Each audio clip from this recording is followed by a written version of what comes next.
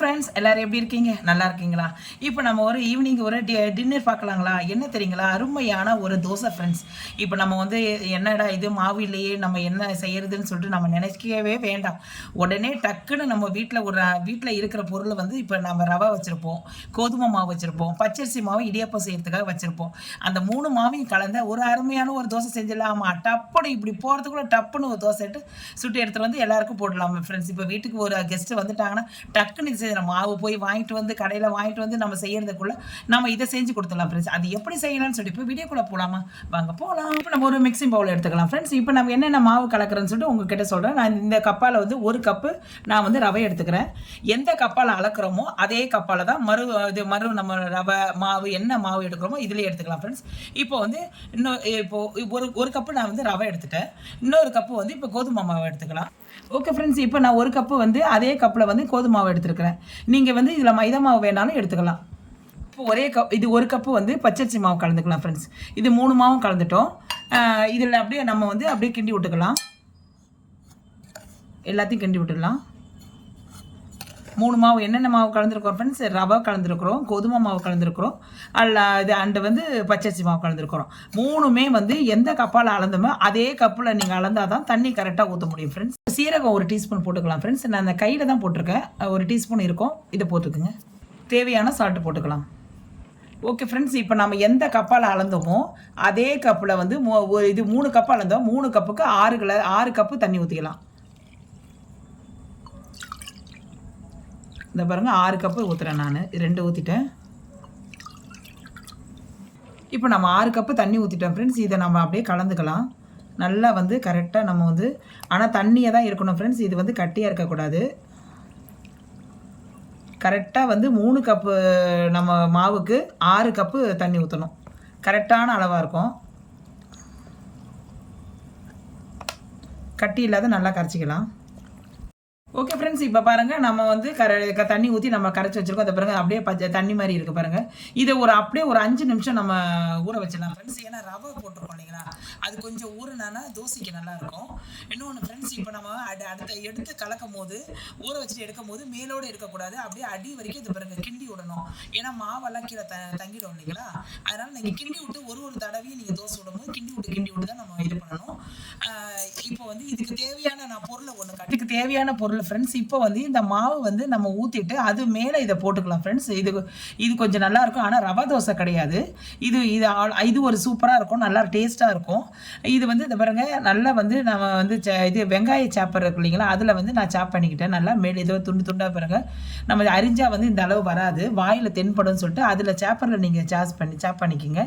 அதுக்கப்புறம் வந்து கொத்தமல்லி கொஞ்சம் நல்லா அரிஞ்சு வச்சுருக்கிறேன். அப்புறம் 2 பச்சை மிளகாவை சின்னதாக அரிஞ்சு வச்சுருக்கிறேன். கொஞ்சோண்டு வந்து கறி லீவ்ஸ் இது கொஞ்சம் அரிஞ்சு வச்சுருக்கேன். அதுக்கப்புறம் வந்து இப்போ கொஞ்சம் கேரட் வந்து நான் சீவி வச்சுருக்கேன் ஃப்ரெண்ட்ஸ். இது மட்டும் தான் நம்ம வந்து போட வேண்டியது. தோசை மேலே நம்ம போட்டுக்கலாம். அது எப்படி செய்யணும்னு சொல்லி இப்போ தோசை செய்யும் போது பார்த்துக்கலாம் ஃப்ரெண்ட்ஸ். இப்போ நம்ம தோசை ஊற்றிக்கலாம். தோசை ஊற்றுறதுக்காக நம்ம வந்து தவா வச்சுக்கிட்டோம். நல்லா ஹீட் ஆகணும் ஃப்ரெண்ட்ஸ். ஹீட்டாக இருக்கும் போது நம்ம தோசை ஊற்ற முடியும். ஏன்னா இந்த தோசைக்கு வந்து பயங்கரமாக கல் வந்து நல்லா சூடாக இருக்கணும். இப்போ பாருங்கள், இந்த ஓரத்தில் இருந்து அப்படியே ஊற்றிடுங்க. நடுவில் எப்பயுமே ஊற்றக்கூடாது, ஓரத்தில் இருந்து ஊற்றி அப்புறம் நடுவில் அப்படியே ஃபில் பண்ணிடுங்க. ஊற்றும் போது கலக்கி விட்டு ஊற்றுங்க ஃப்ரெண்ட்ஸ். அதுக்கப்புறம் வந்து இந்த பாருங்கள், எல்லாத்தையும் நான் கலக்கி வச்சுருக்கிறேன். வெஜிடபிள்ஸ் எல்லாம் எல்லாத்தையும் சேர்த்து வெங்காயம் கேரட் எல்லாம் கலக்கி வச்சுருக்கேன். அதை வந்து அப்படியே கொஞ்சம் கொஞ்சமாக அப்படியே தூவிடுங்க. இந்த பாருங்கள், நான் எப்படி தூவுறேன்னு பாருங்கள். அப்படியே நீங்கள் தூவிடுங்க. அருமையாக இருக்கும் ஃப்ரெண்ட்ஸ். ஏன்னா பசங்கள்லாம் சாப்பிட்றதுக்கு உடம்புக்கு ரொம்ப ஹெல்த்தியாக இருக்கும்.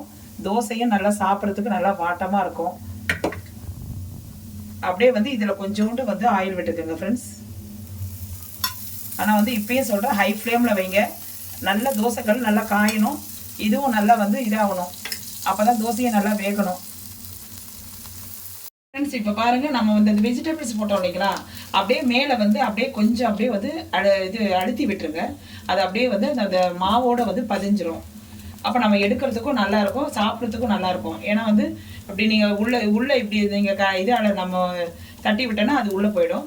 இப்போ நம்ம எடுத்துடலாம் ஃப்ரெண்ட்ஸ். நல்லா இதாகிடுச்சு. இதை பாருங்கள், எவ்வளோ சூப்பராக இருக்குது பாருங்கள். எந்த அளவு இது இருக்குது, சூப்பராக இருக்குது பாருங்கள். இப்போ 2வது தோசை ஊற்றி காட்டுறாங்க, நீங்கள் பாருங்கள். இதை பாருங்கள், இந்த ஓரம் ஊற்றுருங்க. அப்புறம் அதுக்கப்புறம் நடுவில் கொஞ்சம் அப்படியே ஸ்ப்ரெட் பண்ணிடுங்க. அதுக்கப்புறம் நம்ம வந்து வெஜிடபிள்ஸ் வந்து கொஞ்சம் அப்படியே மேலே மேலே அப்படியே தூவிடுங்க.